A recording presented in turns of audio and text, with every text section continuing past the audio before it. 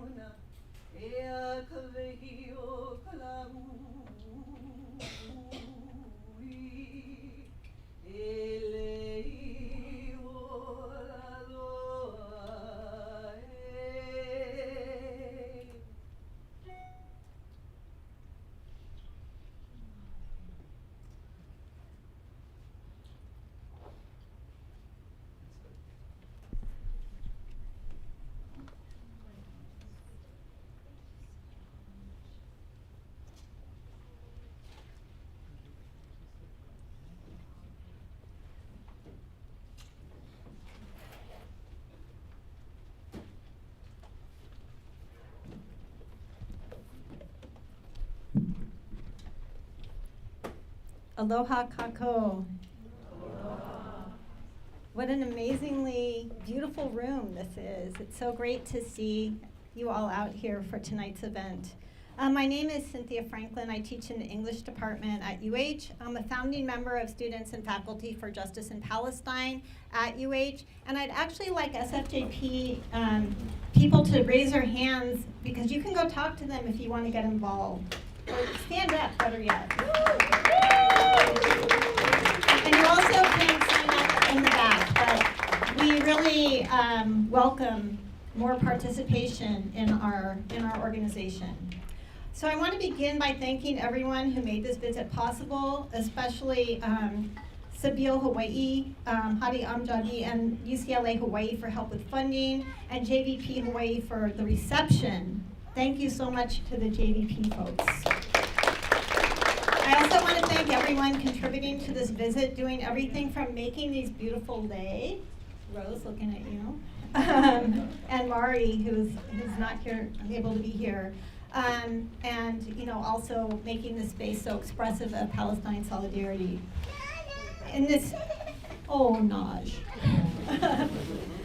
In this time of horrific violence and cruelty, of genocide, white supremacy, and fascism, there can be no siloing of our struggles, and it is our relations with each other and the bonds between our sibling organizations that allow us to survive and build the world we all want to live in. And I want to thank all the orgs that are up here.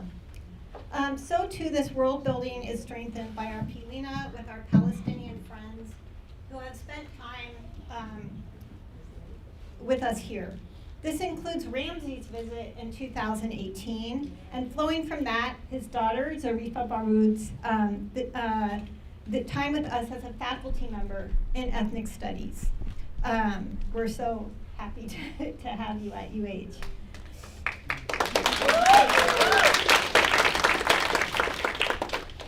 706 days into the U.S.-Israeli genocide in Gaza, with a projected 400,000 murdered, with the Israeli occupying forces, I will not say the IDF, there's nothing defensive about that army, forcing those enduring starvation and relentless bombings into 3% of the Gaza Strip in an acceleration of an ongoing Nakba. The very least we can do is hold space to listen to and learn from Palestinians and to share stories. To share stories is the starting point for solidarity. As Mari Matsuda and Malia Osorio discussed earlier this week, solidarity involves more than slogans or the waving of signs. It is forged through our intimacies with one another. It requires taking time to feel grief and rage, as those we have come to love experience unfathomable violence. Every single one of the visitors up there, as well as Palestinian members of our own community in Hawaii, have had family members and other loved ones martyred, and have themselves been subjected to torture, lawfare, and unspeakable horror. Indeed, almost a year ago today, as we gathered on John Weiss Field, we held a vigil, including for Ramzy's sister and Zarefa's aunt, Dr. Soma Baroud, who was assassinated by the IOF near Khan Yunis. And those poppies were part of that evening. Today, I think as well of aspiring journalist, 11-year-old Lama Nassar, Zarefa's cousin, killed together with her whole family this past July. I'd like us to share a moment of silence to reckon with this pervasive violence as more than an abstraction, and as something that it is our responsibility to rise against. So please, let's take a moment of silence.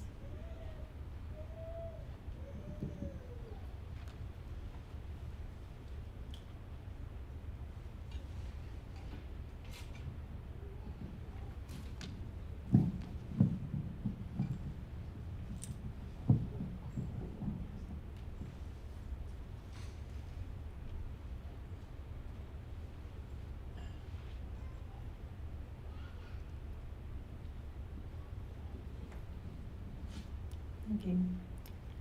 So solidarity requires not only sitting with the heaviness and sorrow of genocide, but also taking pleasure in each other's company and knowing this joy and our relationships to one another are not something the state can steal or stomp out.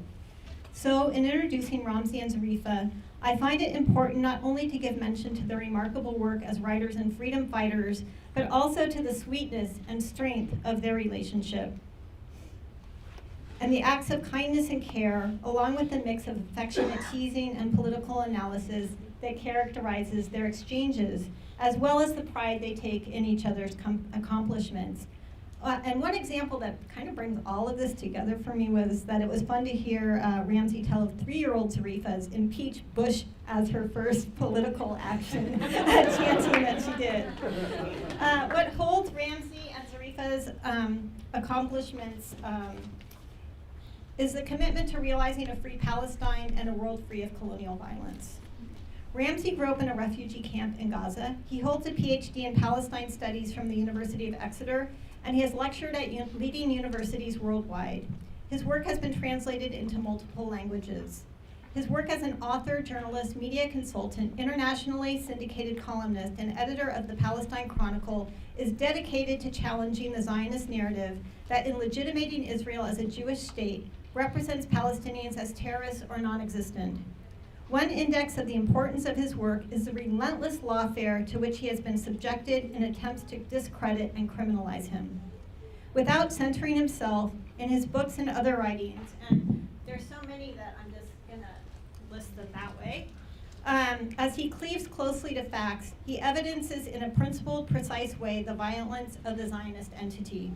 There is no better way than to read the Palestine Chronicle to stay abreast of what is happening on the ground in Palestine, or to overcome the mainstream media's misinterpretations and erasures. The many books he has authored powerfully bring Palestinian history to life through telling stories of ordinary people. His book that is forthcoming in 2026 is one that I was honored to write a blurb for, and I want to share an excerpt from that. This book is a love story for his people, for Beit Daras, for Gaza, and for all of Palestine. Among other things, the book is also a largely untold military history that situates the establishment of the Al-Qassam brigades and the tunnels in Gaza in relation to a long history of Palestinian endurance and resistance. A story of heartbreak before the flood captures both the pain and horror of the present moment and the terrible colonial violence that has preceded it. As Baroud looks to the past through his storytelling, he makes the promise that Palestinians will persist through an unvanquishable spirit of resistance fueled by love for one another and for their land. Like Ramzy, Zarefa studied under Ilan Pape for her PhD in Palestine Studies from the University of Exeter, and recently passed with flying colors, and I think we need to clap for that. It's a huge accomplishment with a tough committee. Her dissertation, The Colonial Origins of Israel's Carceral Regime, a study of the function of carceral policy and practice under British colonial law and Israeli settler rule in Palestine. Prior to that, she received her MA in Policy Studies from the University of Washington, where she researched American aid programs to the Israeli military. Zarefa has given seminars at universities including Cambridge, Georgetown, the University of Washington, and Tacoma College. She has facilitated a We Are Not Numbers workshop in Gaza, another at the Global Anti-Apartheid Conference in Johannesburg, and one at the Palestine Convention in Chicago.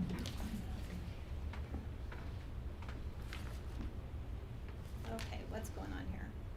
Okay, here we go.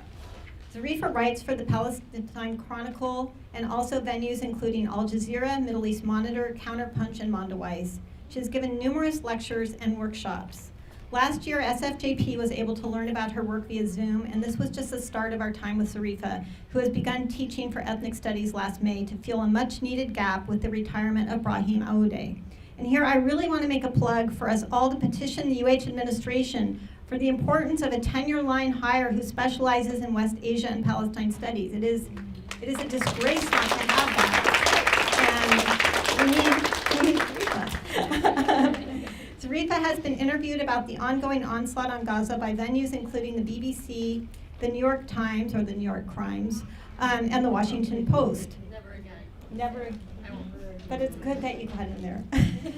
Zarefa also puts her advocacy skills and enormous charm and brilliance to work on social media. Her videos are incisive, moving, and sometimes sharply funny. One of the pleasures of being in Hawaii these past 30 years, God,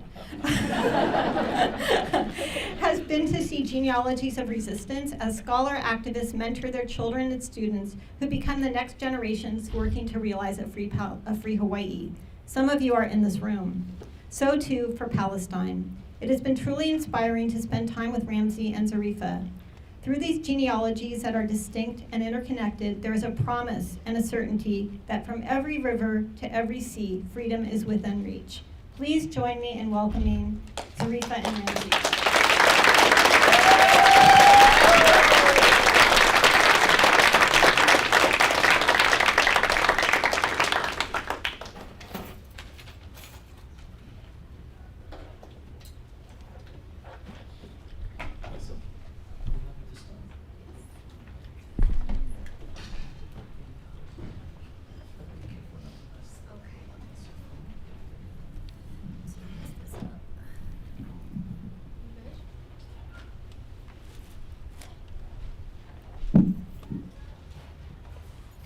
Thank you very much, Cindy, for this wonderful, wonderful introduction. It means a lot to both of us. And thank you to all of you for being here, and how lovely it is to see so many of the faces from the last time I was here. You know, as committed to Palestine and as inspired despite of everything, so that we can finish this journey together. And the end of this journey must end with a free Palestine, and equally important, the defeat of the Zionist project. Because in my view, I do not think that. Oh, sorry. Just one second. Lauren has spent all this time setting up, and I don't want to mess it up. There you go. I will. Apologies for that.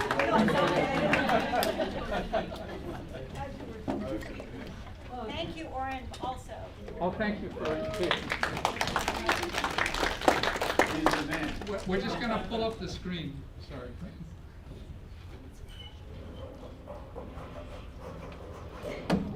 Cindy, are there more seats for people to sit? There's three up there. Y'all want to come into the front? You can always sit on the floor.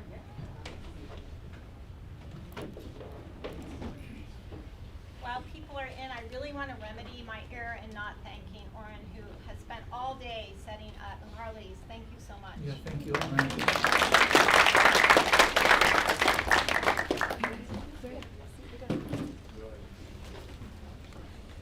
I don't know if anyone can remember what I spoke about. Quite often, I forget what I speak about.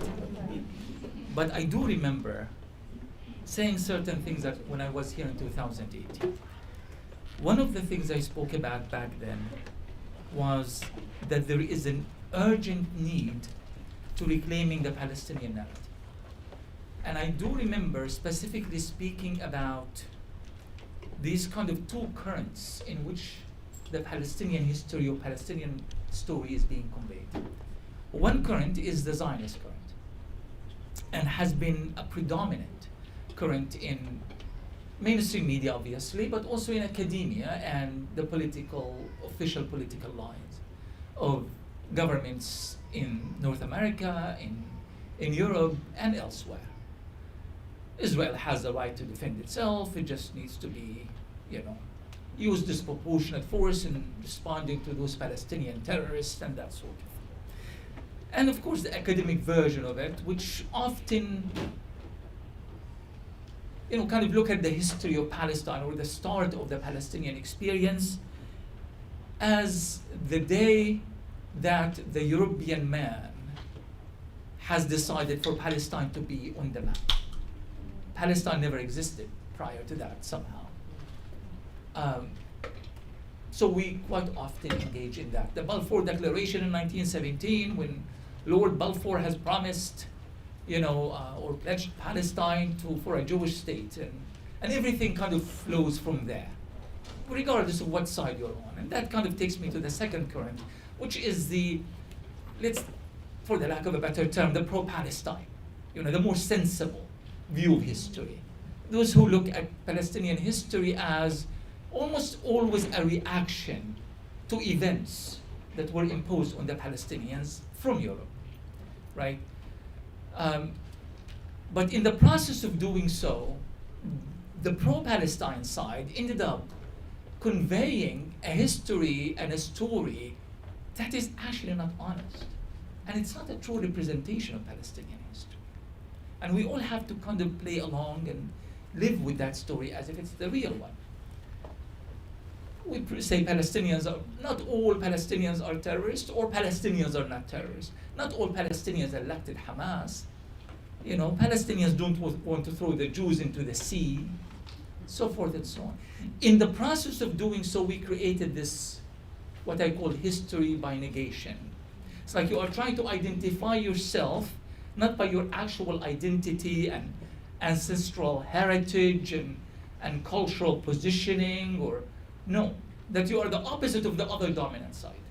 What is black? Black is not white. That sort of thing. And in the process of doing so, we forgot to actually tell what our story is, what we are all about. And I was trying to remind us all, 2018, of this. And I wasn't doing it, and I kept insisting, I am not being sentimental. This is functional politics. And it's going to matter, and it will matter someday. And one of the things that I pushed for quite repeatedly, and I've been pushing for in all of my books and all of my lectures and all of my media interventions, is that the perception of the so-called conflict in Palestine has also been erroneously based on the subject that this is a conflict over land, right? And in the process of doing so, we marginalize Gaza. Because how big is Gaza? 65 square kilometers, 181 more or less square miles. It's nothing. And we talk about, the natural resources of Gaza. I mean, this is kind of a new realization. That there's natural gas at the coast of Gaza. This whole thing is about gas. Has nothing to do with gas. This has been going on for a very, very long time, before the gas discoveries were made in the Mediterranean. So I am sorry, you cannot reframe what is happening in Gaza based on whatever acceptable academic theory. So it's, obviously this has something to do with colonial intrigues and the need to take the resources from the native population. No, it goes much more than that, and much deeper and much earlier. Gaza has been resisting Israel the moment that the Palestinians of Gaza, vast majority of whom are refugees, were displaced out of Gaza. The current population of Gaza are the descendants of the refugees. I don't know if many of them are still alive, but mostly the descendant of refugees who were expelled from their homeland in 1948. At the time, there were about 200,000 of them, and about 80,000 local populations of Gaza. There were the Bedouins and few aristocratic families, Muslims and Christians living, Christians mostly in Gaza City, Muslims mostly in Khan Yunis. So they were the minority. And then there was the flood of the refugees, and that created a class struggle in Gaza. Because of those displaced, dispossessed, poor refugees found themselves landless, stateless, unable to, literally they were living in the trenches that were left by the British Army during the war with the Ottomans in World War I. And my family, our family, were there. That's where they were living until the Quakers came to the rescue, and before UNRWA was even formed and functioned, sometimes in 1950. So this goes back a long time ago. And one thing that I always insist that we cannot forget, that there has not been a day in which Gaza stopped resisting. Now, I know that George is doing some Arabic lessons, so I am going to try to kind of introduce some Arabic words here for the benefit of George and others.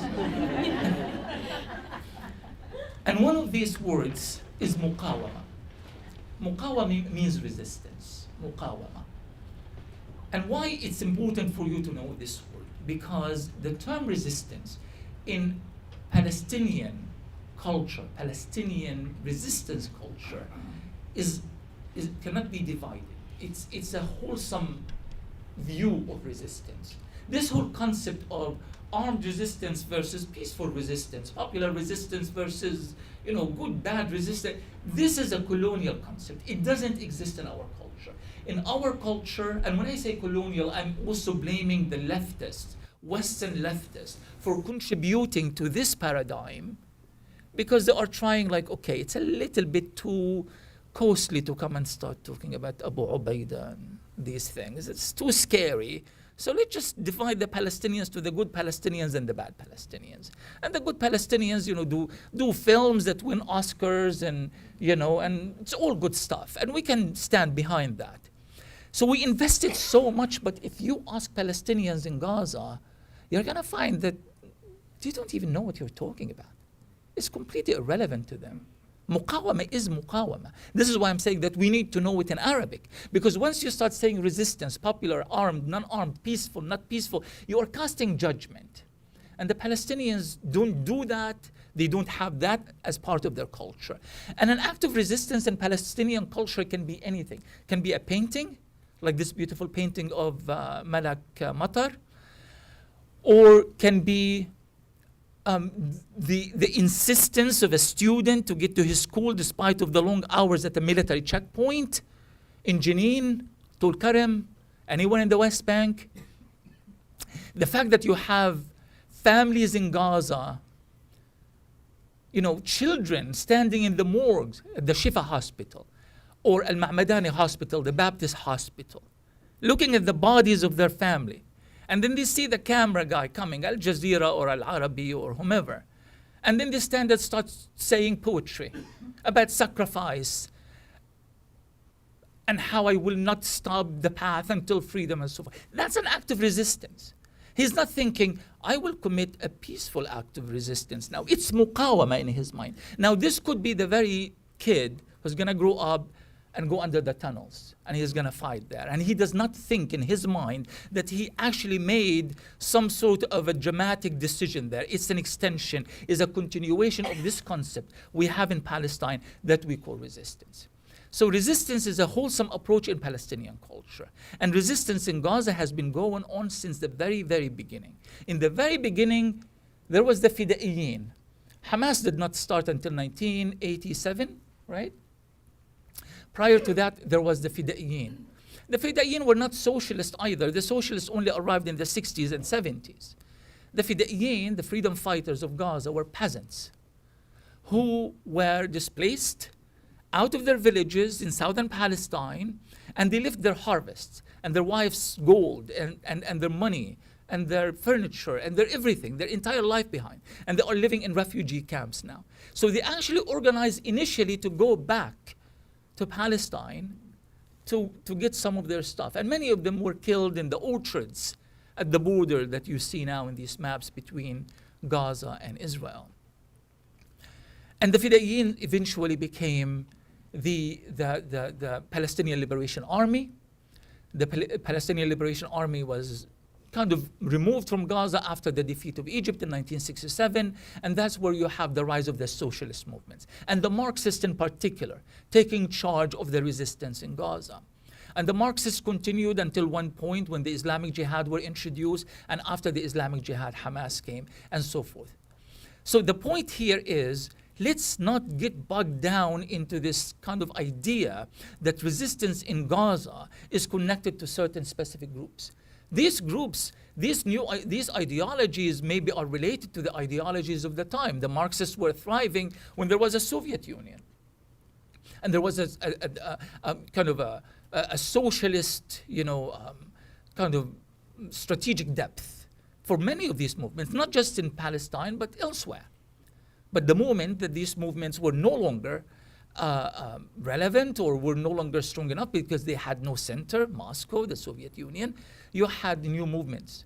And that's where Hamas comes in. And every single time the Israelis go after the Palestinian resistance, they fabricate this narrative that the fight is actually about Hamas. That the fight is, when Ariel Sharon occupied Lebanon in 1982, do you guys remember what the discourse was? There was no Islamic movements. There was no Islamic extremism, fundamentalism, none of that. What was it?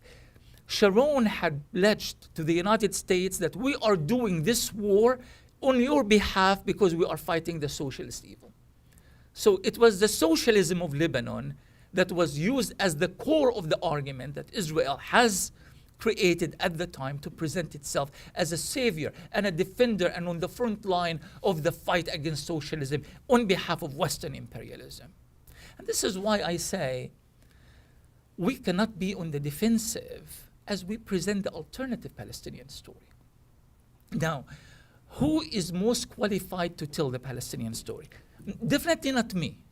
I am telling you because I also have my ideological affiliations. I am a socialist, and I have my own biases as well, right? So no matter how hard I try to present the story, these biases are gonna always find a way to compel my narrative.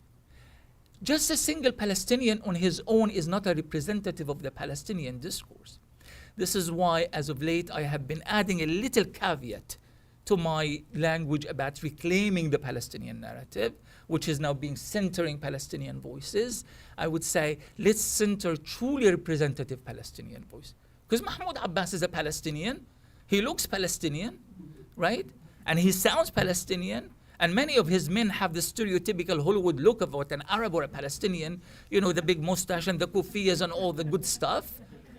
But they are the least representative of the Palestinian people. Ramallah does not represent Gaza. It does not represent the resistance in Gaza. It does not represent the people of Gaza. So we need to start thinking about who is most qualified to represent the Palestinian narrative. And I know it's quite tricky, but also there's an easy way of doing it. I have spent the last 20 plus years in my academic studies and my work focusing on a people's history of Palestine.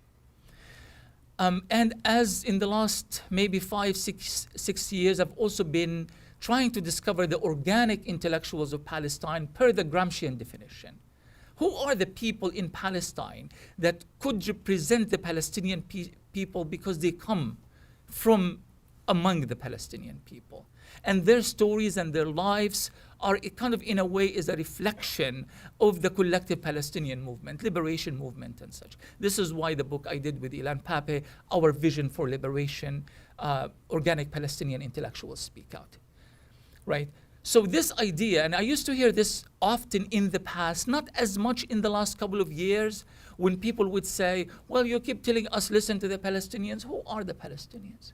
Now, the thing is, this comes after another argument that was very, prevailing among the left, which is, who's your Palestinian Gandhi? It's kind of a question that kind of pointed to you angrily. And it's like, Marwan Barghouti, I don't know. I mean, what a question is this? Why do I have to reproduce the illusions of Western perception of what an ideal struggle should look like. Why don't you just study what we are all about, what we sound like, what we talk about? I want to just read to you this unpublished essay by a commander of the PFLP, the Marxist Socialist Movement of Gaza. This was written like 2 months ago during the battles in Khan Yunis. And he sent me this essay for a book that I'm also editing with Ilan Pape that will be published by Clarity Press in a few months, called Gaza Rising. And I just want you to kind of see how he perceives what Gaza is, how Gaza is represented in his mind. He grew up in the Egyptian side of Rafah city, the Palestinian city that was divided between the Israelis and the Palestinians after Camp David, and then eventually came with his family back to Gaza. And he says, the tapestry of Gazan life, its intricate details, differ from any other place in the world, a strange spectacle seen nowhere else. After our return to Gaza, I encountered new realities. There was the constant presence of Zionist oppression, the Israeli occupation speeding jeeps known as the Bor and the Shmark Fool, the undercover army units, and the sting of tear gas canisters. Yet intertwined with this hardship were moments of defiant joy. National celebrations, holidays, and the eager anticipation of each dawn, when masked figures from different factions would emerge to celebrate our people by painting messages on walls. In these were beautiful moments of Gaza's mornings, the walls themselves transformed into a canvas for striking calligraphy, a vibrant competition among factions displaying national slogans and powerful writings. Then he talks about resistance, the representation of the resistance for him. And I think it's kind of important for that voice to be heard in this specific context. If I could only find it. Yeah, it's right here. As a result of the diverse and distinct Gazan fabric, reactions to this reality were also varied. Among those who criticized the resistance calculations and estimations, he's referring to October 7. And there are many, especially from certain cultural strata, talking about the class struggle in Gaza. You find that these same individuals, along with the vast majority of Gazans, follow with great pride and admiration via radio or television screens powered by solar energy or batteries due to power outages, the qualitative operations of the resistance. Therefore, resistance in Gaza has remained and continues to be beyond dispute and cannot be considered a point of contention. But if a disagreement exists, it is about the management of the battle or about the party affiliation, and this plays a role in directing public opinion and reactions. But Gaza, by its way of life and the genes formed within it, has made the Gazan belong to the reality of resistance and put themselves at its service, responding to its instructions regardless of the state of discord, differing programs, and divisions, which sometimes lead to reactions and exceeding reasonable limits. So this is kind of quite interesting when Israel talks about the solution is for the Hamas leadership to leave Gaza. It doesn't make any sense because the resistance is not Hamas. Hamas does not represent the concept of resistance. Even if we can magically transfer all of the Hamas people out of Gaza, will Gaza stop fighting back? Of course not. There's going to be a new ideology, a new generation, new methods of resistance, and so forth and so on. And when they say, we want the Hamas to drop its weapons, most of the weapons are actually coming from Israel. This is not a conspiracy theory. The vast majority of the weapons used by the resistance are the unexploded armaments that are dumped by the Israelis over Gaza. So if you want them to drop their weapons, maybe you need to stop dropping your weapons or your bombs on them, right?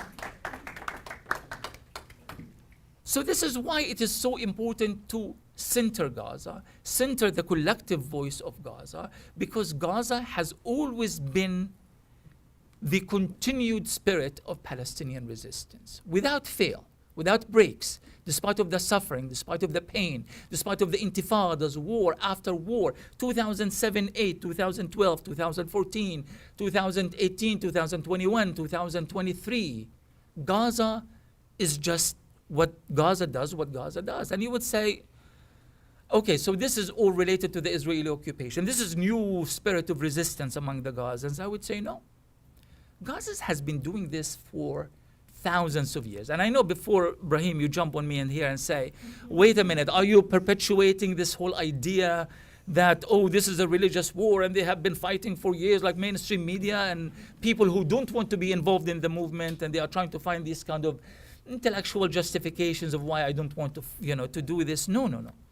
If you look at the history of Gaza, when Alexander the Great, with his Macedonian army, tried to subdue Gaza, the Gazans didn't build tunnels back then. They actually, if you're familiar with the topography of Gaza, it's just flat. It's just like sand and just few sand dunes, flat. There's very little topography to Gaza. Aside from that, it's just a coastal area and as flat can be. But back then, a Persian leader by the name of Batis organized the Gazans, and they created these mounds of sand to surround their city. Fought Alexander for months, defeated him in 2 battles, and he managed to eventually conquer Gaza. And the way he tortured Batis is written in Roman history. It's a very well-known story about that graphic moment of how he kind of put iron rods on his feet, and he had him go around the city on a chariot until he bled to death. Gaza continued fighting. They even fought Napoleon Bonaparte in a very famous battle in the Zaytun neighborhood, which you hear about in the news all the time. I wrote an article about it. I said, Netanyahu thinks that he's going to conquer Zaytun neighborhood, that Napoleon Bonaparte was there for months, could not conquer it, right? This is in the Annals French School of History. They call it long history. And I do believe that there is such a thing as long history. This is why we kind of dig deeper into our ancestors and their heritage. We don't do it because, because it's fun, because of the sentiment of it, because, it's called... No, we do it because we are an extension of them. We are an extension of them. We are not an aberration. We are part of that long history. I come from a village called Beit Daras. Israel destroyed that village in 1948. The people of Beit Daras fought Israel 3 battles. The 3rd battle was only won by the Zionists because of the intervention of the British colonialists. And he would say, okay, so tell us about this great Beit Daras army. 7 old Ottoman rifles, people fighting with daggers and sticks, women joining the fight. There was a lady named Fatima. I wrote about her in one of my upcoming books called Before the Flood. Fatima that joined the battle and fought and died until the last moment before a great massacre was committed by the Zionists in Beit Daras. We have this reputation as Badrasawis, pretty much in all of Palestine, but mostly in the south. They say, don't fall into a fight with a Badrasawi. They have very large heads. That was a nightmare at school because the kids did not understand the concept of large heads. They actually thought that we had humongous heads. But it just meant that we are very stubborn and we are relentless and we just don't let go. Gaza has a reputation. Badrasawis belong in Gaza because all of Gaza is like this. Our fight with Israel is not a conditional fight. It's not the kind of thing that the more bombs Israel is going to drop on Gaza, and I tell you, Gaza is not going to be defeated. I am telling you this. And you can email me and say, if you prove me wrong, email me and shame me and say, how dare you? So there's this false idea that Gaza is going to be defeated, it will not be, but it can't. Because resistance in Gaza is not about bullets. It's not about guns. It's not about Kalashnikovs. The Palestinian Authority in Ramallah has 60,000 soldiers. They have more arms than all these socialist and Islamist groups in Gaza. It's not about bullets, but they did not fire a single bullet on the Israeli army. You see, resistance is an idea, and it's a cultural idea. And it's a rooted cultural idea. And this is why, by the way, the Israelis know this. Some of us might not know it, but Netanyahu knows it. And this is why from the very, very beginning, they set their eyes on ethnically cleansing the Palestinian people out of Gaza. Because they knew that you can't defeat them. The only solution is to push them out. This is what it's about. And it's not about Jared Kushner building, hotels and resorts and Riviera of the Middle East. This is made for consumptions to break the spirit of the Palestinians. None of it really matters. It's about the Palestinian people. You push them out, the fight is over. Because it's the people who embody the concept of resistance in our culture. Not Hamas, not Fatah, not the socialists. Not any specific kind of weapons, not Yasin 105, not Kalashnikov, none. The people. The people. And that's why the term muqawama is very, very important. So I'm going to try to finish here because I think I might have exceeded my time. So I just want to say two things. Sadly, I told you so. Sadly, I told you so. I said in 2018, I said Gaza has been the most strategically important part of Palestine because Gaza is the heart of Palestinian resistance. And we Palestinians have nothing but our resistance. Nothing but our resistance. Our so-called Arab brethren are actually working with the enemy, cooperating with the enemy against us. The world has failed us. Europe, I was going to say Europe has failed us. Europe created Israel, invested in the Zionist project. International law has failed us. All that we have are two things. Our people resisting. Please don't forget that. I know sometimes it makes some of us feel uncomfortable, but international solidarity, which is the other factor, by itself doesn't do anything. Solidarity will not liberate Palestine. The Palestinian people will liberate Palestine, but we need allies. We need allies. Recently, I was at a conference in Chicago, and I was speaking with this amazing Jeanine Yazi, an indigenous activist. And she kept referring to looking at me we were sitting at the same table, and she said, so we learned from our Palestinian relatives, and only to realize that the term relative in indigenous culture, it is something that you use when you kind of trying to underscore the intimacy and solidarity you have with another group. And I loved it. I loved the fact that we are the relatives of the indigenous people in this country and beyond this country. So we need that kind of alliances. We need to build on these kind of alliances. But solidarity, aside from the beautiful definitions that Cindy presented earlier, also doesn't mean replacement. You don't replace me out of my struggle because I'm too much of a liability for you, because I say things that make you feel uncomfortable. I am only conveying what my people say, and what my people, the way they live their life, the way they convey and articulate their life. I am conveying my people's discourse. And I think it's also important, if there are any Palestinians amongst us here, or can hear me at one point, is that you don't need to reformulate or rework or pacify your language to make it more universal, more acceptable. To the contrary, I think when you do that, you do a great disservice to the Palestinian cause. I think people need to see us the way we are, even with our own faults, but with our defiant joy, as Abu Kanaan would put it in the essay. You need to see us and understand that the way we are, and only then we can work together to build true solidarity, beautiful solidarity, the kind of solidarity that would compel a group of people to get into a boat and chart through the Mediterranean, facing Israeli drones and Israeli Navy, in order for them just to say, I tried to get to Gaza. That's the kind of beautiful solidarity that we are looking for. Thank you for the beautiful solidarity that you have provided to Palestine throughout the years, for everything that you have done, for everything that you continue to do, but even for your grief and your art and your sentiment and your emotions. Gramsci used to always say that a true intellectual needs to utilize feelings and emotions. You can't run away from that. We're not just, now ChatGPT can tell you all the facts you want about anything and everything. But it's the feelings and the emotions that at the end of the day will make the difference. So thank you for everything that you have done and continue to do. And inshallah, next time I will be back here we're going to be talking about the period beyond the genocide, building solidarity that will eventually defeat Zionism and liberate the Palestinian people. Thank you.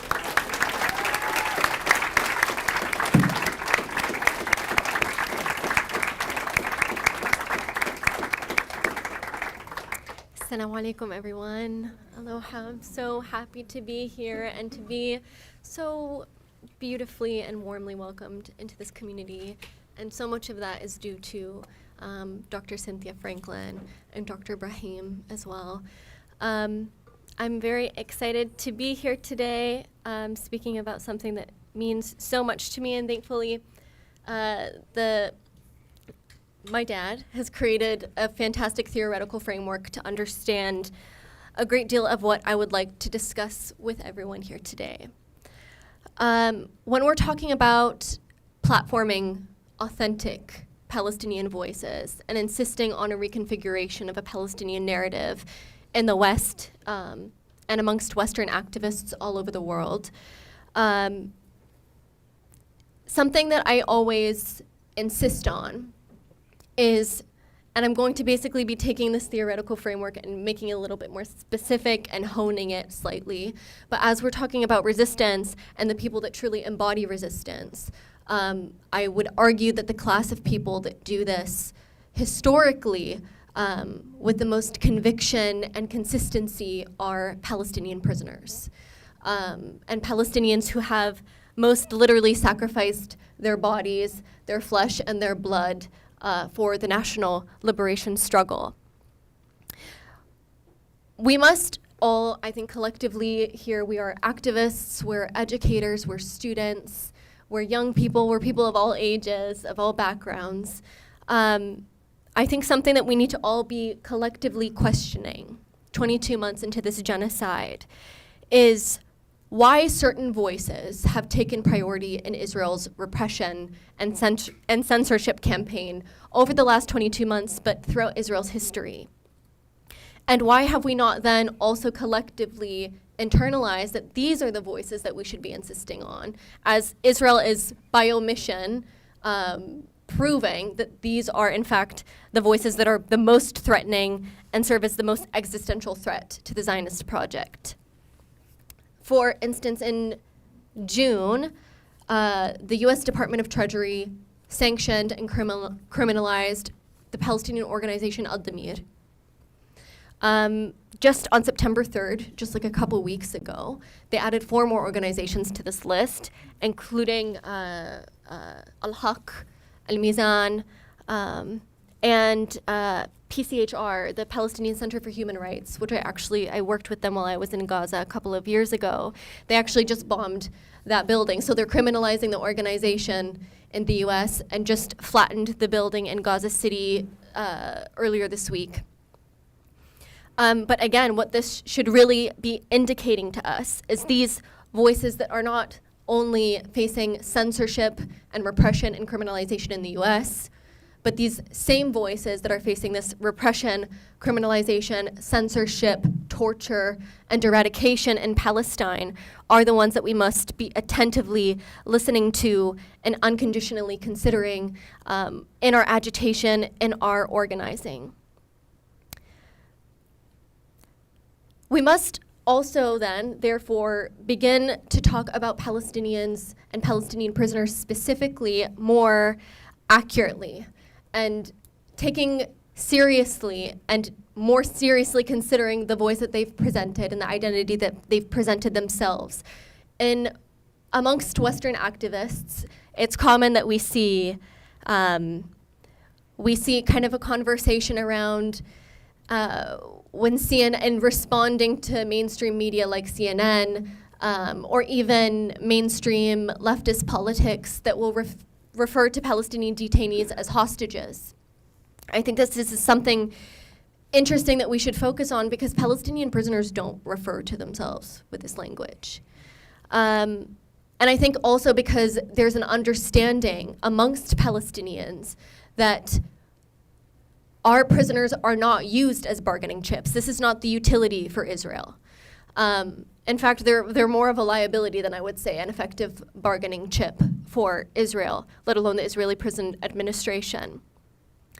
But instinctively, Western activists tend to do this. They tend to sanitize, disarm, and reduce the Palestinian prisoner as simply a victim of Israel, rather than what it is. It's an existential threat to the Zionist project. And in doing so also, it is almost a form of racism in the sense that we're once more revoking the political agency from the Palestinian people and rather putting it on ourselves to define who they are rather than listening to their own definitions. I would like to provide a fantastic example that was just, that I was just reading about this just a few days ago as the news came out about who is the Palestinian prisoner, what is the identity of a Palestinian prisoner, and historically how have they identified themselves. And I think the story of Tahani Abu Samhan, a 33-year-old Palestinian teacher in Palestine 48, I think that she perfectly represents what the Palestinian prisoner means and what the identity of a Palestinian prisoner is. Tahani was arrested by the IOF just a couple months ago, in June, I believe. And she was pregnant at the time. She was detained on some bogus accusations that of course are baseless, but the Israeli military courts don't need valid evidence when making these rulings or issuing administrative detention orders. So Tahani was pregnant, and just 2 weeks ago, she gave birth to her son in Israeli prison. This story of Tahani, I think this is the Palestinian that Israel and its enablers don't want you to know. And therefore, it is the Palestinian that we must insist on knowing and becoming familiar and intimate with, because she truly represents the spirit of the liberation struggle, which cannot be snuffed out, which is terrifying for Israel, and will always remain in violent contradiction with its settler colonial objectives. So while Tahani was in prison, in Damon prison, enduring torture, and some of the most notorious torture in Israeli prisons is happening in Damon as we speak, including the systematic starvation of prisoners, physical beatings, attacks by police dogs is something that is reoccurring throughout Palestinian history. Extreme and unprecedented levels of sexual violence, and the rejection of healthcare, whether it is feminine hygiene products or cancer treatment, everything in between, as well as banning family visitations, including for their own children. Having endured all of this for the time that she was in detention, and then on top of it, going into labor while in detention, having both her feet and hands handcuffed to the bed, while she endured one of the most painful things that a human can naturally endure. What did she do? Also with the understanding that her detention doesn't end after she gives birth. She's remaining in that detention center with her son. She named her son Yahya. Again, knowing that she would be held to account for this act of resistance in itself.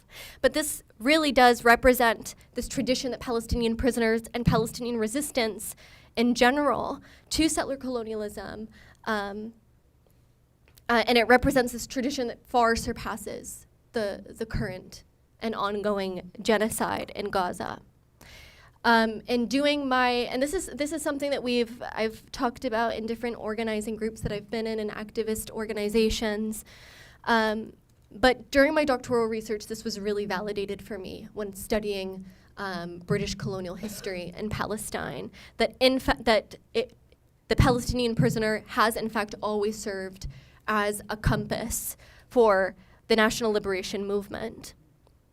For instance, when a Palestinian prisoner was sentenced to death at the British gulags, usually Moscovia prison in Jerusalem, where the British authorities executed fighters, activists, nationalists. What was the response of, firstly, the families and communities of these prisoners that were being sentenced to death? They did not appeal to Western media to prove the innocence of their loved ones. They didn't sanitize whatever crime their loved one had committed. Instead, they would flood the streets outside of these British gallows. Women would come wearing white with henna on their hands as if they were attending a wedding.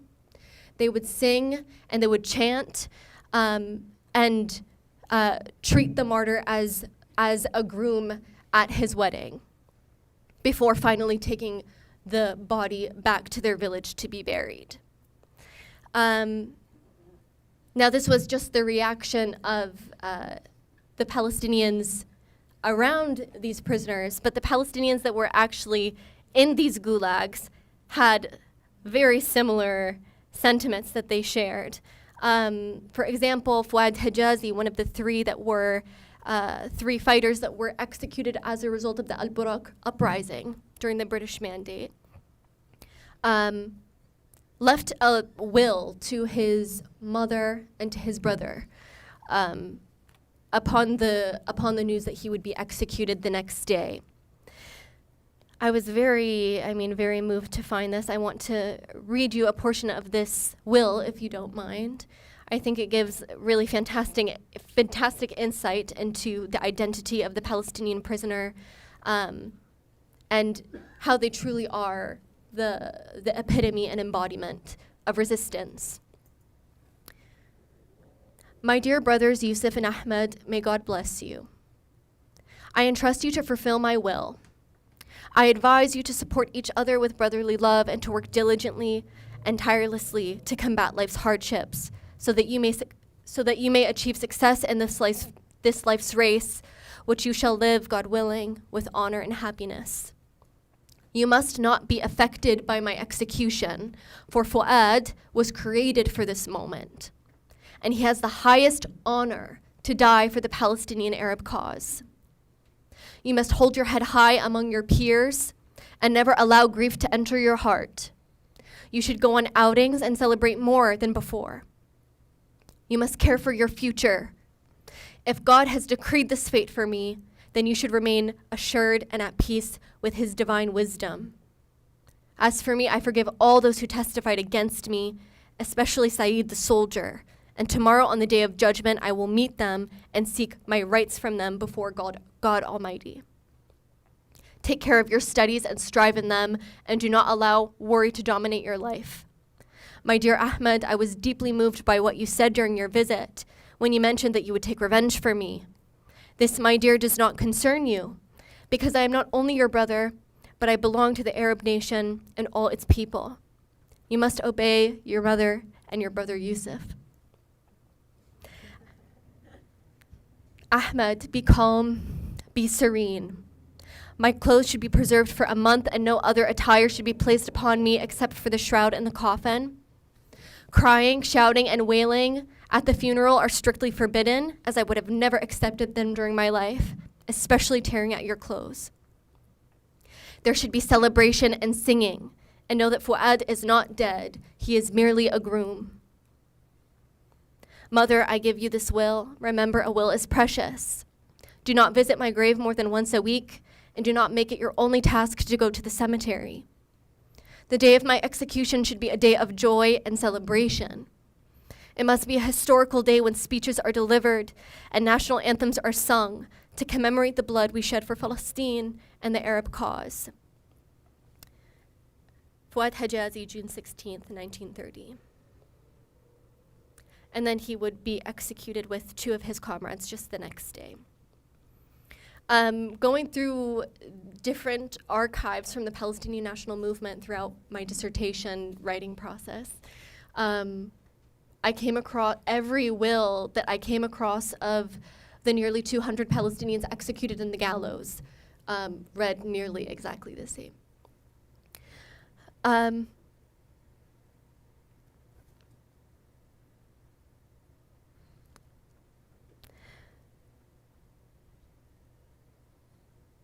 I think that something that we must also kind of internalize, going back to this idea of sanitizing and disarming and augmenting the voice and the identity of the Palestinian prisoner, is recognizing that they are not simply, and the reason why they represent the compass of our struggle, and most every Palestinian will tell you the same thing, is not only because, I mean, nearly the majority of all Palestinian men have gone through the Israeli prison system and experienced detention in their own way, and 20% of all Palestinians since 1967, but because they serve as the largest threat to Israel, but also the prison as a key component for settler colonialism and for settler colonial elimination in Palestine.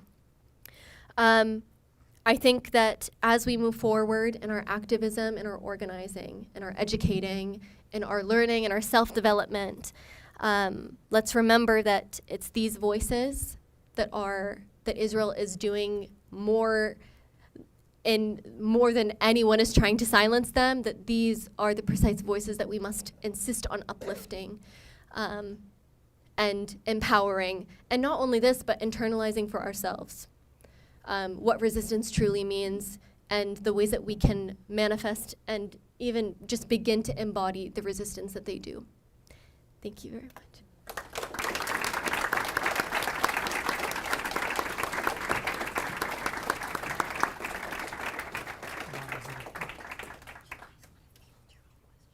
Yeah, of course. No, but do we want to field them? Does Oh, no, you want us to field the questions? Maybe someone else can do that, if you don't mind. So we have time for questions, and if you can keep your question as a question. We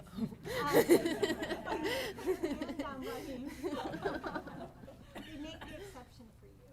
Oh, okay. No, just a quick thing about the prisoners. And if you can go nice and loudly for Oren. Yeah, quick thing about the prisoners. One of the things in terms of their embodiment of the national liberation struggle is they're organizing inside the prison, and they communicate among each other throughout the prison system, the Zionist prison system in Palestine. So I think that's an important thing. And there are a number of examples of that, the tunnel, for instance. I don't know if people know about the tunnel. They dug it for I don't know how many years, and then 6 of them went out. With a spoon. With a spoon. They dug it with a spoon. And the Israelis would come and check the prison cell, and they didn't know what the hell was going on, right? I mean, that's resistance. That's Muqawam, right? And they knew that after that, when they leave, they would,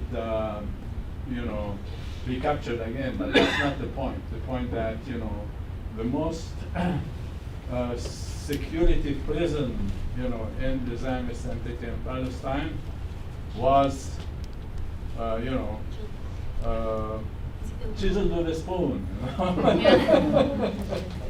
And they went up. So that's one thing. One thing for Ramzy, thank you very much, by the way, for both of you. I forgot to mention that because I figured out you're my friends. But thank you. The question is that now they say like Hamas is doing this, Hamas is doing that. And the PFLP, Popular Front for the Liberation of Palestine, is one of the more active ones in Gaza, And there is a unity, regardless of what you are, who you are, in terms of ideology and what have you. The fact of the matter is that all of them are working in unison, and when they say Hamas is going to negotiate with the Zionists, it means after consulting with all the groups. I mean, that's very important. So ideology, whether you are a Muslim or whatever it is you are, atheist, whatever, it doesn't matter. It's like you are working together against the Zionist entity and against U.S. imperialism. Thank you very much. Thank you. Can I make a quick comment on this? And to take the argument even further, that the Palestinian prisoner is one of the many true embodiments of resistance in Palestine, I think the Palestinian prisoner also gives us a model of what resistance should look like outside of the prison. As you mentioned, for decades Palestinians have developed and really perfected a democratic government model within the Israeli prison system, to the extent where a lot of the different tactics that Israel uses to repress prisoners are around deconstructing and pulling at the threads of these government systems. When I was in Gaza in 2022, I was able to interview this fantastic man that had been in prison for almost 25 years. It was like just 24 years or so. And he served as the representative for a lot of these different factions and organizations within the prison. And I think something that really struck me is as we're having this conversation outside of the prison about lack of unity or lack of coordination or differing political, social, religious views, these conversations are not happening in the prison. There's a natural unity and a natural cohesion that happens under these conditions. And so it was funny because he came from an Islamist background, but at one point was representing the communists. And I was so impressed. I was like, okay, we really need to use this as a model for how to be organizing outside. Yeah, absolutely. Just a quick addition to this. I have a book called These Chains Will Be Broken, and it's essentially the story of Palestinian prisoners in Israeli prisons. The one who wrote the introduction and one of the essays is Khaleda Jarrar. Many of you know who is Khaleda Jarrar. She's one of the greatest leaders of Palestinian society in the West Bank, and she has endured many years in Israeli prison. She's a lawyer, she's a lecturer, she's one of the greatest minds and greatest intellectuals of the West Bank. So I asked her to write an introduction to my book. I honestly thought it's going to be something about, I don't know, and the resistance will carry on and, the fight will continue. She dedicated the introduction to talk about the achievement of teaching women, realizing that there's a large number of women who are denied high school diplomas and college education in prison, and how she spent her entire time trying to get the needed permits, trying to coordinate with various entities in the West Bank, Birzeit University, Beit Lahem, Najah universities, to ensure that these women get the chance to get proper education, and how the Israeli prison administrations did everything in their power to prevent them from doing so. They would confiscate their papers, their blackboards, and then they would start, for example, drawing on the windows, on the walls of the prison, and then they would. So a constant struggle. Even initiate hunger strikes. And initiate to get their pens and pencil, and papers back. And they by that time, she managed to have 5 different cohorts of women graduate, whether in high school or in. Because again, for us, resistance is not cliche. It manifests itself in numerous. And for Khaleda Jarrar, that was her cause. This is what she fights for. This is what she lives for. And so that's one thing I wanted to say. The other thing about the unity, why is the emphasis on Hamas? Hamas. I mean, the PFLP is fighting, the Democratic Front is fighting, even Fatah is fighting. Yeah. There are various groups that are not even ideologically affiliated. And there's 12 different groups fighting in Gaza. They are all part of the joint, they call it the joint operation room. Why are we only talking about Hamas? Because Netanyahu has successfully managed to link his fight against the Palestinian to the so-called American war on terror. Remember, after 9/11. And they spent so much money, millions and millions of dollars, numerous think tanks, so-called intellectuals, talking heads on Fox News and CNN, New York Times, everywhere, just dedicated to create linkage between the Palestinians and this so-called war on terror. Taliban, Al-Qaeda, ISIS, they are all the same, entirely different movements. They have no overlaps, they don't know each other, they don't talk to each other. But they have succeeded in doing so. So you have this successful brand. If the ones who are actually leading the fight are the socialists, he's not going to even mention a word They are all Hamas. All Palestinians are Hamas, and this is a war against Hamas because Hamas is trying to destroy the Jewish people and so forth and so on.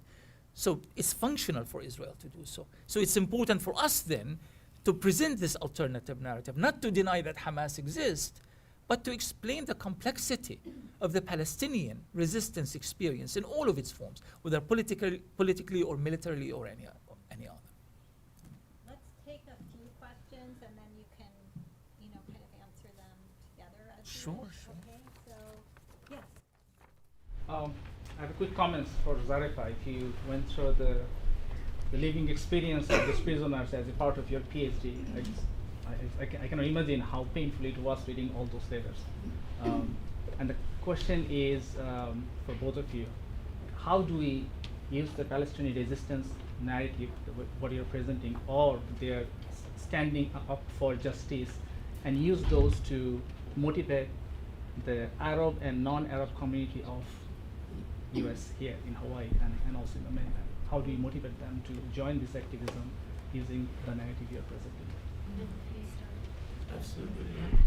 Is it to Zarefa? No, it's Both of you. Okay, that's fine. I just felt a little bit marginalized in the conversation.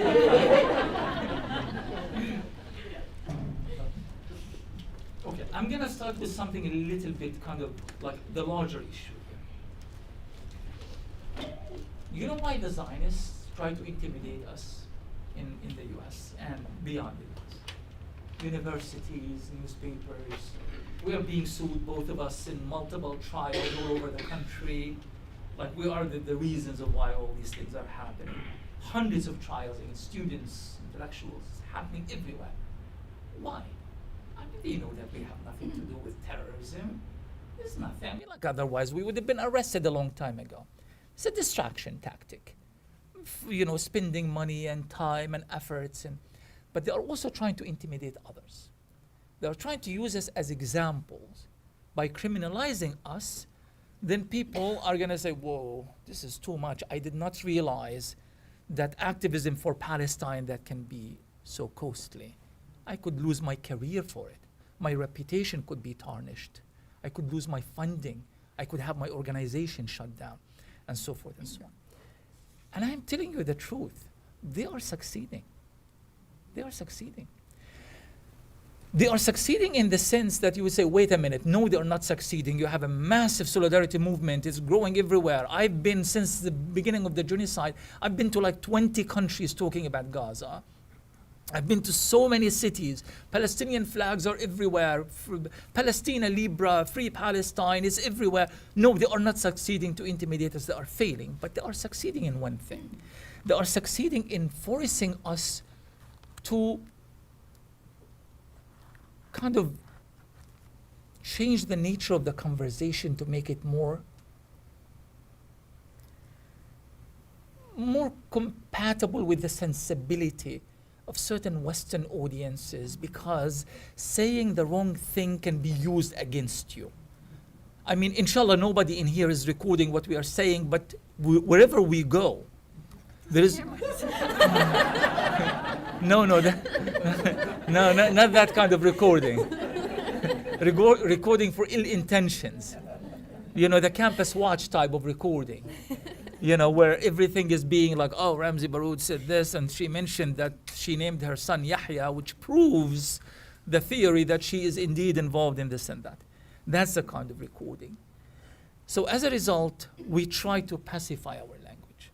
We don't realize it sometimes we do, and we're just trying to be careful, not to offend, not to raise the ire of certain groups. I've already had enough trouble. I'm not going to say something that's going to get me in more trouble. But here's the problem with this theory. When we do so, we end up having the wrong conversation about Palestine. We end up having a conversation that maybe matters to 5% of the Palestinian people, but for the vast majority of Gaza, it doesn't matter in the least. But it fits our own needs here. I'm trying to be as I'm trying to be as careful as I can be, because I don't want to be misunderstood. The whole idea of intellect is to be able to sit and talk and if we reach certain realizations, no matter how dramatic or radical they may seem, it is the right conclusion. But we can't, we don't. We're scared. A lot of people are scared. So we try to always find ways. So if I am gonna sit and quote Ahmed Saadat and Khaled Jarrar and even Abu Ubaidah, I did not quote Abu Ubaidah, just if anybody is right, I'm just saying as an example. This could be, you know, costly at one point. This could be used against you. So I would rather use the kind of sources, the kind of academic sources, the kind of writers, the kind of ideas, the kind of artists that does not offend too much. But in doing so, we are operating within very small margins. And this is why the Palestinian prisoners are not being centered in our discourse on Palestine, because they are dangerous. They're a liability. They are a liability. They wouldn't be prisoners. I mean, yes, true, many of them are poets and Facebook activists and such. But many of them are also freedom fighters. Many of them are organic intellectuals who advocate and support arms struggle. We're not going to do that at Harvard, and, you know, we're not going to do that. And that worries me so much, because from an intellectual point of view, we are not having the proper conversation on Palestine. We are having semi-conversations. We get to the point and then we backtrack because we are scared of the consequences. If you want to really see a very honest conversation about Palestine, go to Lebanon, right? Go to Lebanon, go to even Istanbul, go to certain parts of the Arab world, to Algeria, to Tunisia. That's where the real conversation is being had. So I'm saying to all of the serious activists here is that don't live within the limited discourse that was imposed on us by circumstances because that professor needs to achieve his tenure and that intellectual and so forth and so on. Because even though it may seem that we are actually supporting the Palestinian discourse, we are actually supporting a very specifically tailored part of that discourse that may meet our needs. And we think we are being strategic in doing so, but in the process, over the years, we are creating two separate discourses, one in Gaza and in Palestine itself, and our kind of spin on that discourse that is not gonna get us in trouble in the US and beyond. That's why the prisoners are not being centered. Also, to kind of continue on the point about how to appeal to young people, especially people in the Arab and Muslim community that feel that they already have an eye on them and they're already being targeted for their very existence in this country. I think something that's helped me a lot, I've been in this advocacy space in particular for many years. And I will go to meetings on Capitol Hill, and I'll go to DC a couple times a year, and I'll have meetings with our members of Congress or educational seminars or things of this nature. And I always leave feeling so defeated. And I kind of question, I'm like, why do I keep going? Not that I necessarily think that this type of advocacy is the most effective, and I don't. But something that really does keep me going, and something that I think young people need to be aware of, given all of the risks, given the social and economic and criminal liabilities that it can, that come with standing against genocide, when you go to anywhere else in the world, you'll realize that you not only have a network of organizations and activists here that are going to protect you, and that if something is to happen to you, God forbid, you have a whole community backing you, to support you financially, to support you socially, to do whatever needs to be done. You should have a Muslim community that's strong enough to back you if anything is to happen to you. But when you go and you travel around the world anywhere, you'll realize that this network is global. And that in the United States, we can feel so isolated and we're like a minority in this cause. And then it makes us question, why are we doing it? Why are we putting ourselves in this position? But we're actually joining the global majority, whether we see it or not. So that's been very encouraging for me. I know it's been encouraging for other people within the Palestine movement. And that's why they insist on going to global conferences, because it kind of pops that bubble for them for a second. And they're like, okay, we're not alone in all of this. But yeah, and to just double down on this point, our communities, our Muslim communities, our masjids, they have a responsibility to be defending us and to be not attempting to silence us, as this is a problem in Seattle in particular. But to be providing, you know, a space where young people can go out and they can advocate and they can be true Muslims, and embody actual Muslim values and be protected by their masjid and by their community.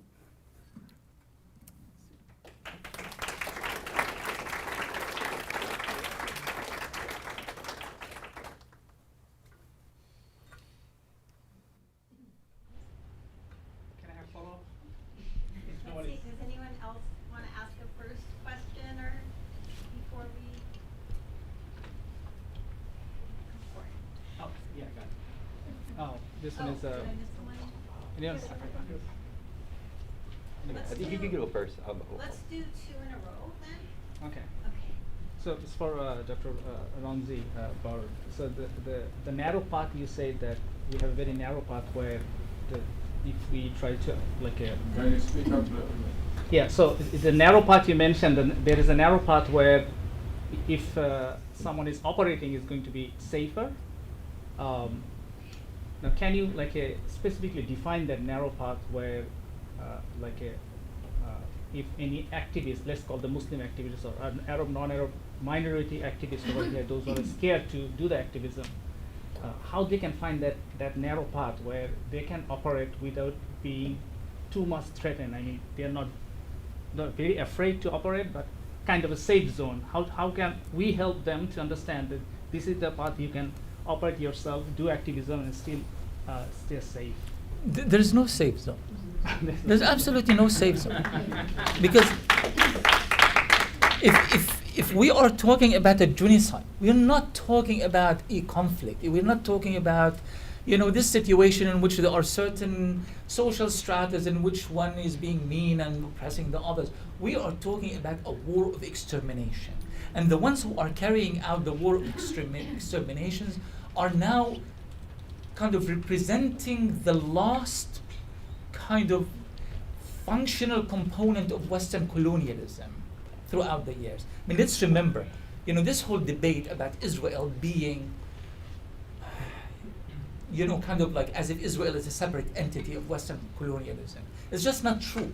It's not true, and I just don't like to even, when someone, you know, there's always this debate, you know, is it the dog wagging the tail or the tail wagging the dog? The dog and the tail are attached to each other. Israel is Western colonialism. It's an extension of Western, of British colonialism that became Zionist colonialism that is supported by American colonialism and imperialism. It's the same, right? And they are all fighting for their very survival. Zionism is fighting for its survival. Zionism is being exposed. By the way, who exposed Zionism? Not us. We did really good work. I mean, books and lectures and all the good stuff. Gaza in 2 years has exposed Zionism like we have failed to do over the course of 100+ years. Gaza did it. And they did it at a very, very, very high price. The extermination of the people of Gaza. And they continue to do it.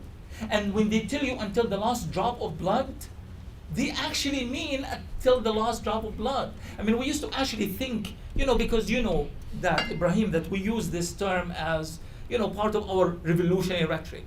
حتى آخر نقطة دم. It turned out that actually Gaza is implementing that real life until the last drop of blood. If we are going to stand in solidarity with them and start talking about safe zones and protection and we need to feel safe, this is not the cause for you. This is not the cause.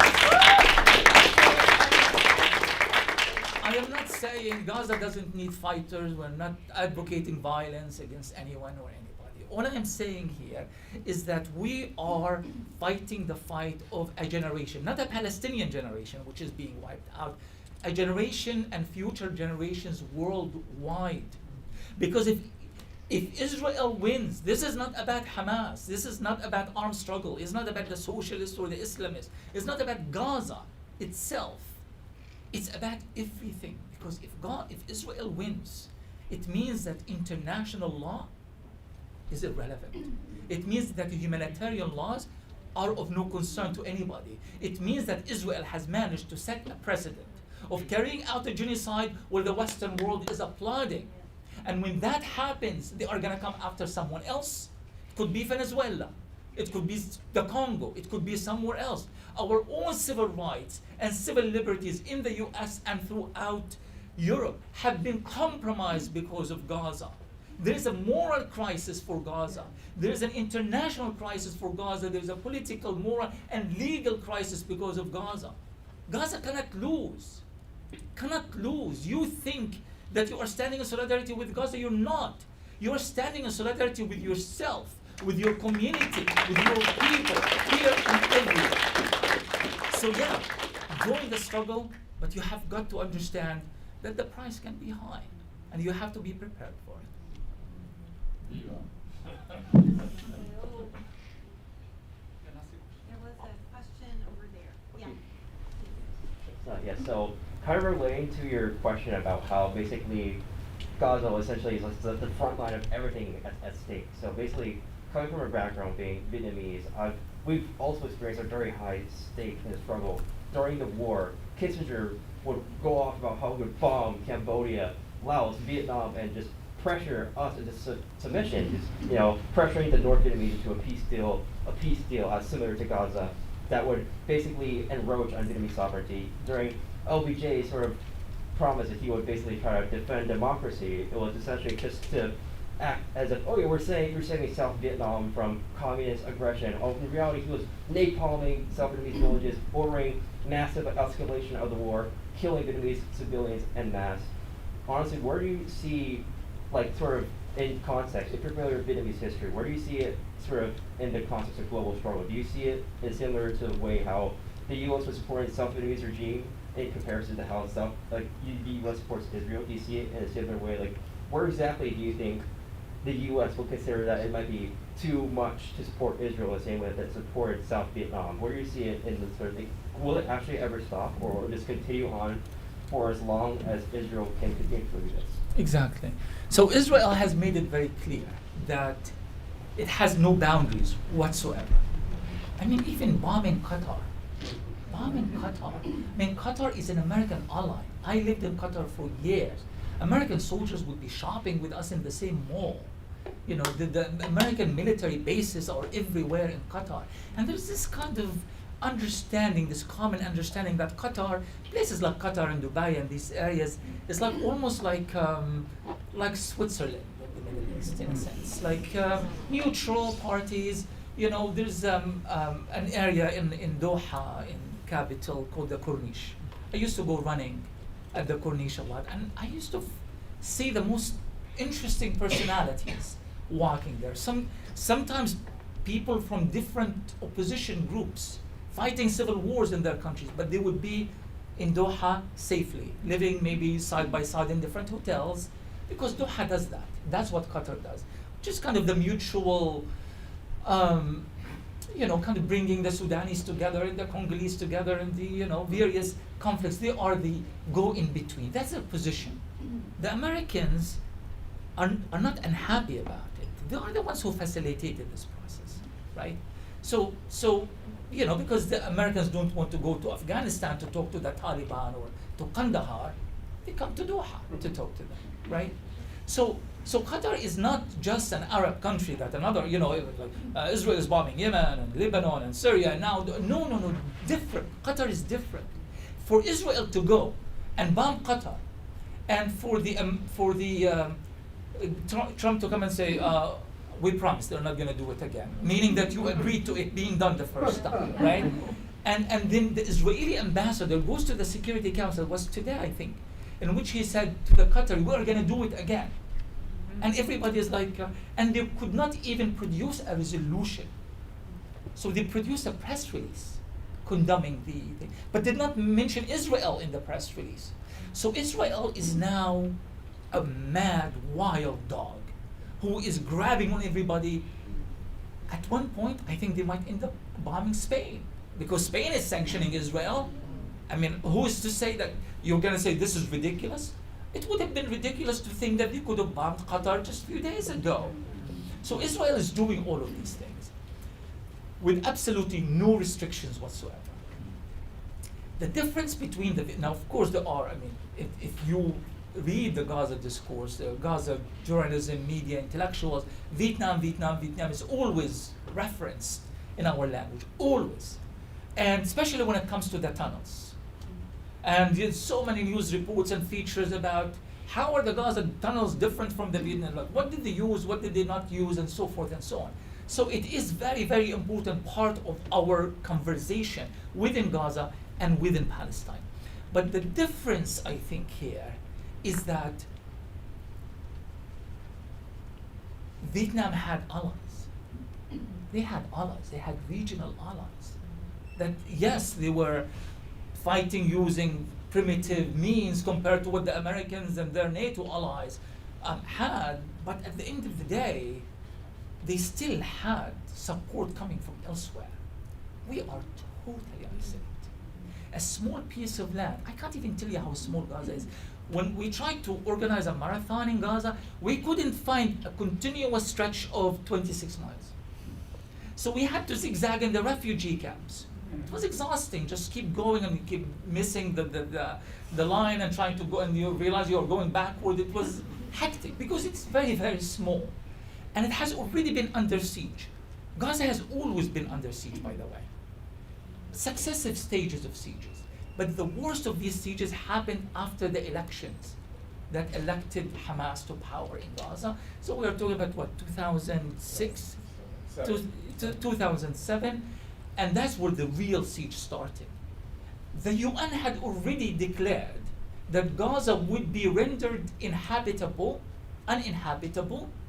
by 2020. So that was years before the war.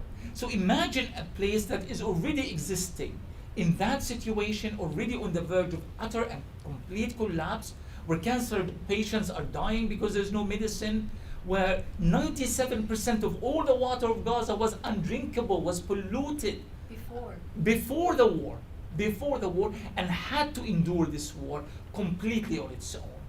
When Israel, and that's, I think it's really important, when the Yemenis, when the Ansarullah group managed to cut off Israel from the Red Sea, who came to Israel's rescue to make sure that the Israelis are getting the toys and the quality food and all the good stuff?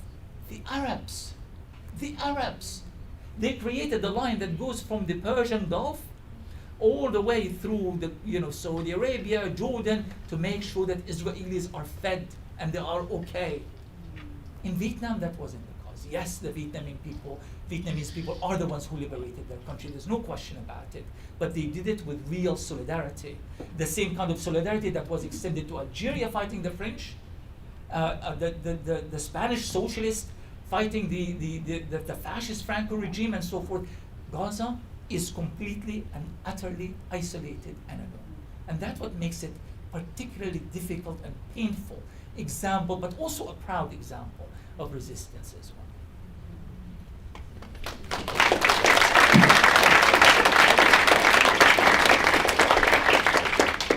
I think we have time for one more question. Oh, okay. Yes. Sorry. I just wanted to ask, again, thank you very much for your presentation and for your time. 20 years ago, before social media, one of the main asks from the Palestinian community was that people share what they see in Palestine. The atrocities that are happening and the abuses that are happening, because the news wasn't getting out to the rest of the world. But now, as you said, because of Gaza, people have seen how bad it really is. I guess my ask is, what would you like us to do now with the privilege that we have in this room, with education, the background that we have? What would you like us to? What is the best way for us to use our privilege now in this time? Now that the rest of the world has seen how bad it has really been for decades, what would you like us to do? That's my question.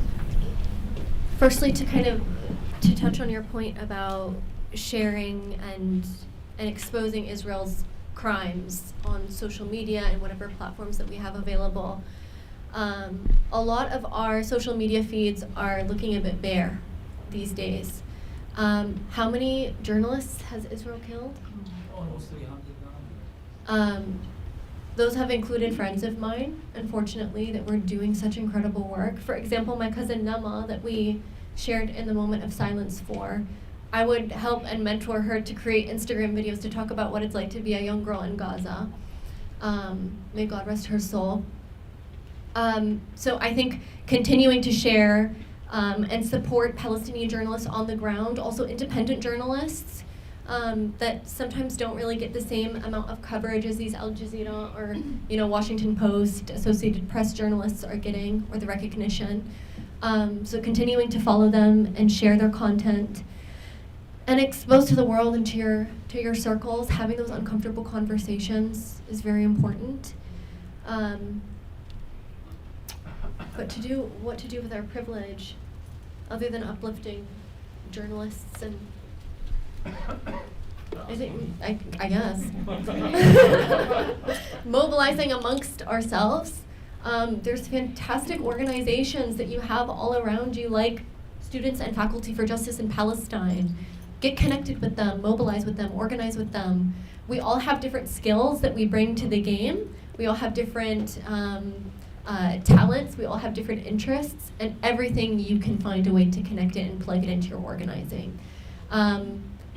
Are there any specific pages or ways that they can get involved with these different organizations on campus and around Hawaii? So JVP Hawaii, get involved in that, and I think one of the things we can do from Hawaii is think about, how our struggles are connected from Palestine to Hawaii, and in very concrete kinds of ways. But please talk. There are people here that are doing organizing. Please come up and talk. Again, can I ask people to stand up if you can connect with people? Sonia, I see you. Can I add one thing? There are organizations and individuals on the neighbor islands as well. Yeah. Like Maui for Palestine. I'm in direct contact with them, on a weekly basis. There's some on Kauai as well, etc. The idea is to have all these groups, SFJP, and I don't know if there's JVP on Maui or whatever, to connect with those people who are organized Maui for Palestine. And they've been so active, So why not join forces across the state itself and do things like yesterday I suggested for them for, one activity is to have a caravan through the airport, because they did it twice before and it was successful. And I said, try and connect with, SFJP, etc. And I said, I would talk to you guys. We have our signal. And then to do maybe a caravan around the airport all over the islands, as one thing, So there are a number of things. One last thing is study about Palestine as much as possible. Yes. And one book, when I taught, the course on the Middle East, quote unquote, one of the books that I would have is The Ethnic Cleansing of Palestine, because you can see that this genocide and ethnic cleansing didn't happen, October 7th or 8th, but it happened way back when, even with the British, before the Zionists So came. none of my books, Ibrahim, you had the whole list in front of you.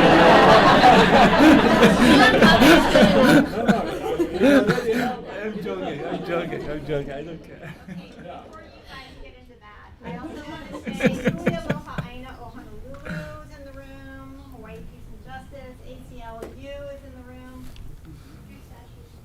Refuse Fascism is in the room, and everyone, and Seville. I wanted to mention something else in terms of what those of us who have privilege can do. There's a lot of various organizations do it. The whole No Kings movement that's happening, the anti-Trump movement. Mhm. But in that, there are a lot of people who don't want Palestine to be a part of that issue because they see it as divisive. And I've been to some community meetings where they don't want that brought up. And I think we have to continue Absolutely. to raise the issue of Palestine as absolutely central to everything that is trying to be. May I ask a follow-up question? Sure, sure. As we see what Trump and the immigration raids become scary for Western minds in the U.S., has that kind of shed a light in what happened, in what has been refused to, what the comfortable and privileged have been unwilling to accept about what's happening, that the Zionists have been doing overseas, and what the U.S., what America has been founded on the violence? Have you seen a change in the refusal to see this country for what it had been and what it has always been, as violent, as colonizers, as genociders? Has there been a noticeable Within what context? within the United States, Within the as you move around in this country, have you seen What I have, change of the mindset? absolutely, I got the point. So yeah, I think I have. We have. We were actually yesterday. We were hosted very kindly by the podcast of ACLU, and we were discussing this issue in particular detail. And one particular thing that I said was when I first came to Seattle many years ago, early mid-90s, we used to talk about intersectionality and solidarity at a conceptual level. At the end of the day, the ones who came to our events or organizing, to our lobbying, were not the indigenous groups, were not the black groups, were not, but we kind of like wished that kind of this ideal scenario in which they could be there. And it's one thing that I've always been arguing is that our movement has enough space for everyone. It's an inclusive movement and has space for everyone. But to be a proper and sustainable movement, it has to be predicated on the indigenous struggles and the struggles of our African American brothers or relatives.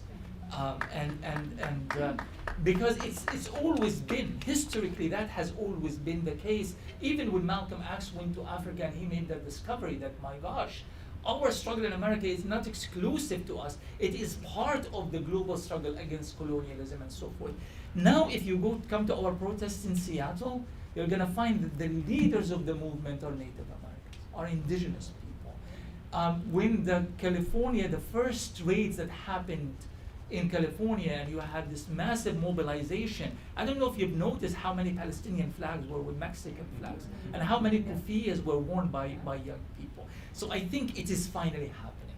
It does not need any intellectualization. It doesn't need any academic justification. It's happening, and young people are doing that on their own. And I feel like we are finally moving in the right direction of building a truly organic and sustainable solidarity movement. It's going to take time, but it is there, and it's absolutely stunning how quickly the Palestinian struggle is finding allies within the movements here in the United States.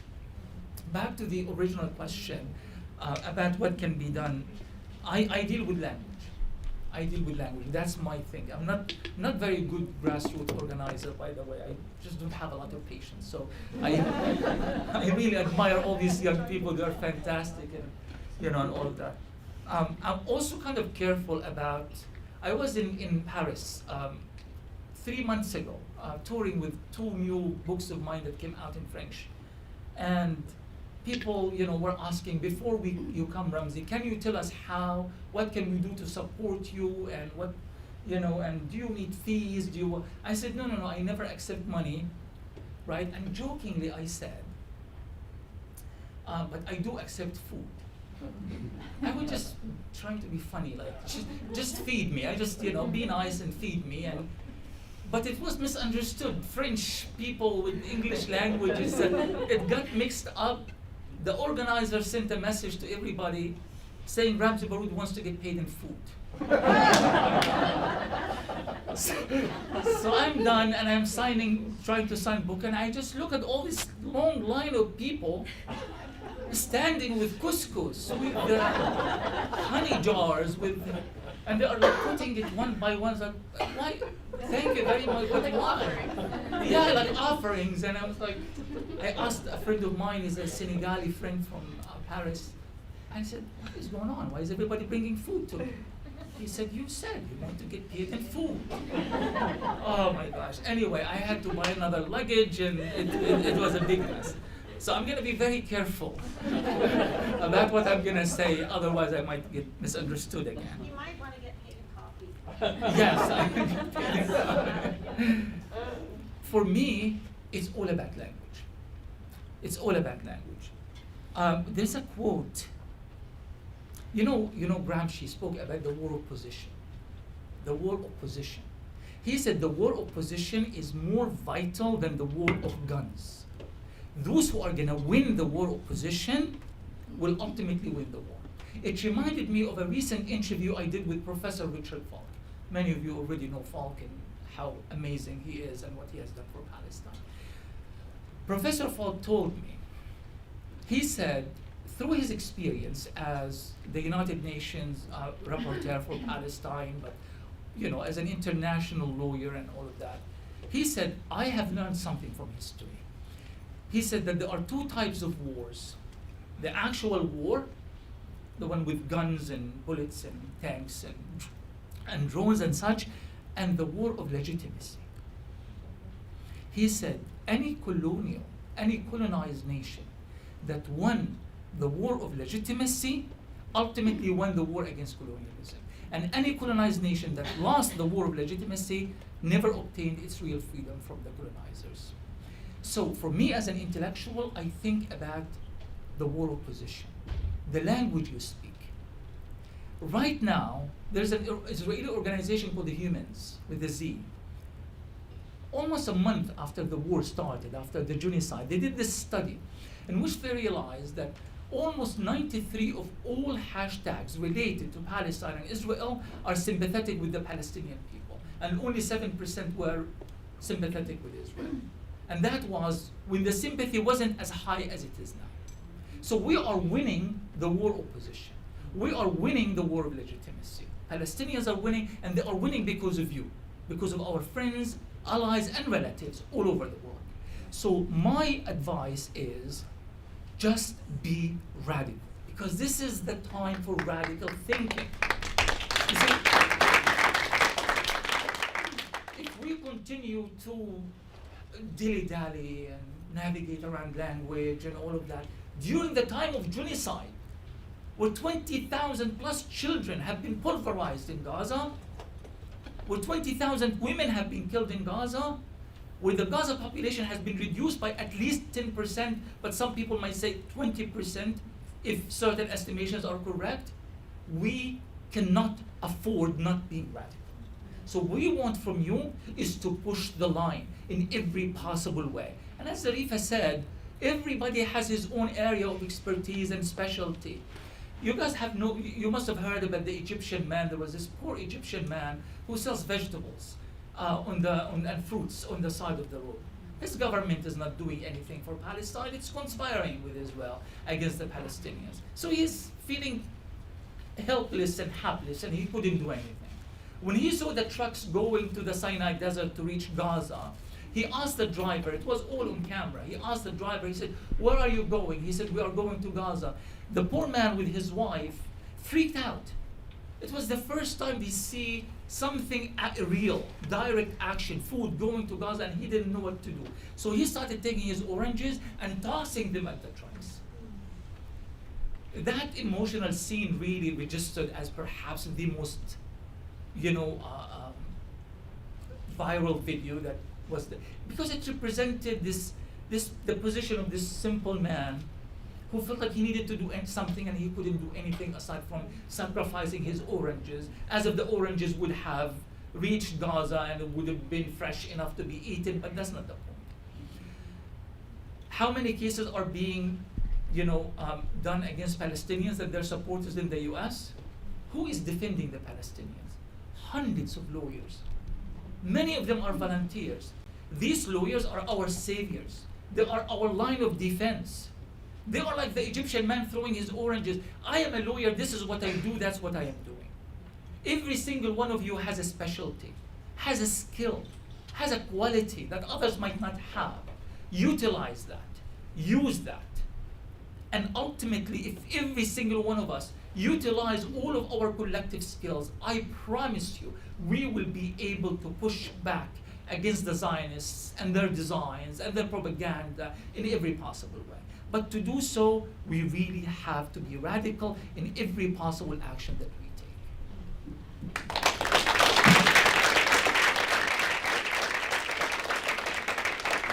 And just quickly, I think it's also important to recognize, whether it's on social media or whether it's in our organizing circles, whether it's in the classroom, when we adopt and insist on this radical language, we give everyone else permission to do it too. So I think using yourself and taking responsibility to set that precedent in whatever space you're in, it really makes such a big difference. And that's the best way that you can use your privilege.